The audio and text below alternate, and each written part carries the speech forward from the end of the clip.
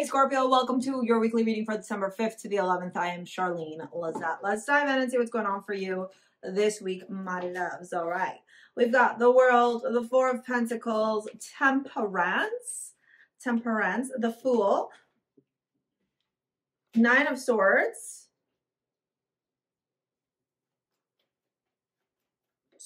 Seven of Wands,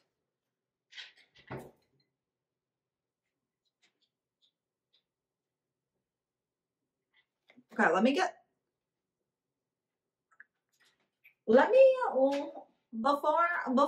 I, have a moment, let me pull out the rest of the cards here and see what's going on.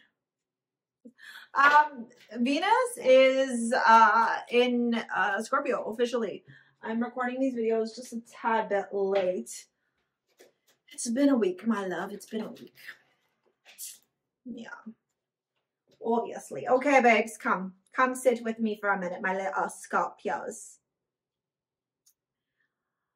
We've got death here. I'm learning that endings are merely beginnings. Okay, very typical energy of you. You know, you're always in this transformative phase, and anytime a planet, whether it be a personal planet or an outer planet, transitions and moves into your sign, you feel the effects of that planet, in my opinion, much deeper than other signs would, simply because of who you are and the depth, the mystery, the intricacy of your sign being that of death and transformation, right? Like other people, like when Venus is in Leo placements tend to feel, the Venus and Leo energy and they thrive. When Venus moves into Scorpio, first, Venus is in its detriment in Scorpio. Venus doesn't want to be there. That's number one. Number two, well, not that it doesn't want to be there. It doesn't feel comfortable there, okay? Number two, Scorpio is all about death, transformation. It's dark, it's mysterious, it's passionate, it's obsessive when it's in Venus. And Venus is not about that. Venus is love and balance and harmony and like peace and whatever. And while this placement will bring so much love and passion into your life, it's also looking like it might bring some obsession. Straight up. And also we have Mercury stationing retrograde at the end of this week. So I think it's like the 12th. Please don't quote me on it. If you know what day it is, drop it in the comments and I'll pin your comment, okay? Leo Sun here. So, Leo energy showing up here. This could have been somebody that you met during Leo season. This could have been something that happened during Leo season.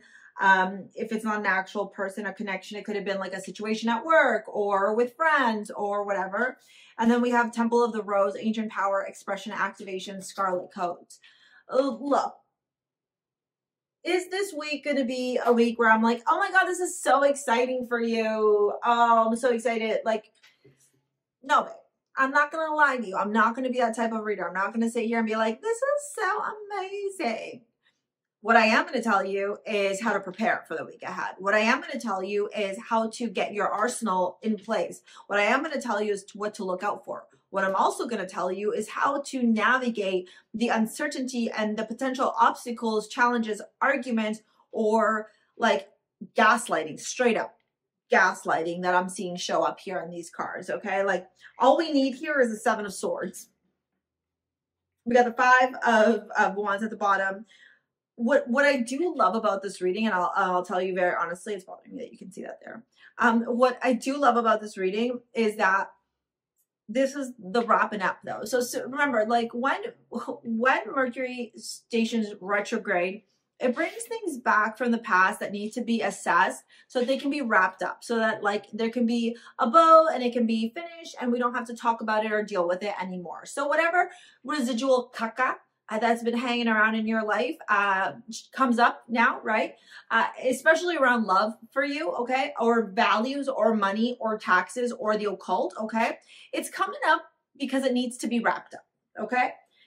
The world showing up in the beginning tells me that this is a cycle that is wrapping up. It's wrapping up. Maybe it's the wrapping up this week that's happening, right? Maybe it's like the things that need to happen so that you can finally be like, enough is enough. I'm not dealing with this crap anymore. We're shutting it down. We're putting it in a coffin. We're putting it in the hole. We're saying goodbye. We're closing the door. We're locking away the key and we're walking away.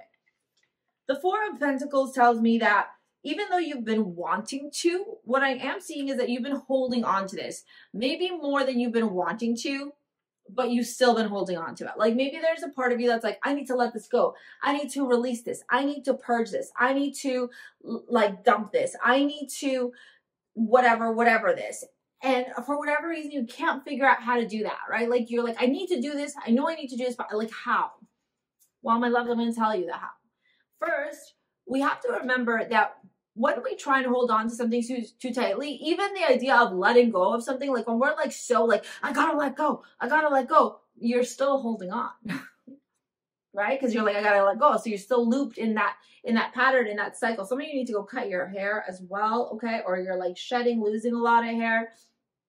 With the Temperance card right beside it there and the Four of Pentacles, it's like you got to learn how to create balance, babe. This thing is coming. It's happening right now. It's happening during Sagittarius season. Temperance is Sagittarius. So this wrapping up that needs to happen in your life, Scorpio, is happening right now. Which we love. We're happy for you, right? This is what we want. With the Fool, it's the dawn of a new day. It's a doorway being opened to you by Source saying, okay, you want this out of your life. You want this drama, this chaos, this person, whatever X thing is, okay, in your life, and insert whatever crap you're dealing with right now in there. You want this out of your life? Let me show you how. First, alchemize, create balance with the universe. Be like a stone in a river. Allow the emotions to flow through you, but stay steadfast, strong, and rooted in the foundation. Don't allow yourself to be driven by your emotions and fall off kilter or fall off balance. The path towards that which you seek, which is happiness and joy, is not too far in the distance. It's just a journey, right? You gotta take the steps. You gotta take the inspired action. You have to take the steps to get there. You can't just sit where you're at and be like, I wish things were different. Maybe so do I. Okay? We gotta do, okay, to make it happen. With a Fool card showing up here, I do see you taking steps. Honestly, I see you. I see you're very activated this week. I wouldn't be surprised if you're like maybe losing your cool or getting really frustrated or getting angry, or a lot of your triggers, a lot of your traumas are showing up, okay? With the Nine of Swords showing up here, this is where, remember when I said gaslighting? This is where the gaslighting shows up, because I've almost got this feeling like you're trying to walk away from some shit. You're trying to walk away from Nine of Swords, Seven of Wands, and the Moon. The Moon is illusions. The Moon is delusions. The Moon is hidden. The Moon is secrets being revealed. The Moon is what the vulnerable parts of us, the suppressed parts of us, the parts of us that we try and like, you know, hide away. It's coming out. It's coming into the limelight. The Seven of Wands is fighting, but fighting for what? Feeling like it's you against the world. There's a defensive energy here. There's a perseverance to it. There's also this energy here of like, it's me against the world, okay? Because the man's by himself here fighting all these wands, and the wands are doing what? Right? The Nine of Swords is that overanalysis paralysis. It's anxiety, it's depression, it's sleepless nights, it's worrying, making mountains out of molehills. So it's this combination just seems to be so draining and so exhausting for you. And you've acknowledged that. You've realized that, Scorpio. And so you're like, I'm walking away. We're done here with this Fool. Because you're in Tarot, okay? For those of you that have been wanting to learn Tarot, go take my pre-recorded certification. It's in the description box below. You learn at your own pace. It's a great course. In Tarot, and I teach you this in the course, in Tarot, the direction which the characters face plays a really important role in understanding the message of the card. So when we look at the Seven of Wands, the Seven of Wands is facing the Nine of Swords. The Nine of Swords is facing the Seven of Wands. So they're creating their own fucking drama. These people right here are just in their own drama. And that's a suppressed part of you. That might be like a shadow aspect of you. Or this could actually be an external energy as well, okay? The Fool, which to me is you because it's smack dab in the middle of the reading, is facing the balance, the alchemy. It's also facing holding on a little bit too tightly, and it's also facing the world. This holding on too tightly is facing the Temperance card, and it's facing the Fool. So it's like, you know you gotta let go. We talked about that already, right? So it's really interesting when we start looking at the messages coming through. You're ready for the dawn of a new day. The butterfly is facing the sun, is facing the rainbow, is facing more sun, is facing the world. You're ready to transform this energy. So if it's a person, you got to dump that person. You got to remove them from your life. If it's an aspect of you, you got to work through some shadow integration here, do some shadow healing to be able to move forward from this energy here. Okay, that is how you are going to be able to transmute this energy and actually attract what you desire. Before I move on to your love reading, you also got Anne Morgan as your amulet from my jewelry line, STARSEA Jewels. This amulet is all about being the warrior. It's literally a tribute to Anne Morgan, the deity of death, war, and prophecy, babe. So you already are prophesizing, are envisioning what you need to do, and now it's time to take that. Now it's time to take that action. Now it's time to take the next steps, babe. Release your fucking ex. Dump that turd in the trash. Very soon. That's too many. Can I just get one more, please? Mercury retrograde. You deserve love. There you go. Mercury retrograde is potentially going to bring up a lot of exes during this time. This Mercury retrograde is really, it's interesting. It's got like this really interesting vibe because what it's doing is like first I'll tell you, yeah, Queen of Swords, you got to dump your ex. First, if your exes suffer from substance abuse issues or are like a little bit kooky in the head, they're going to be extra kooky during this retrograde season. The Hierophant very soon.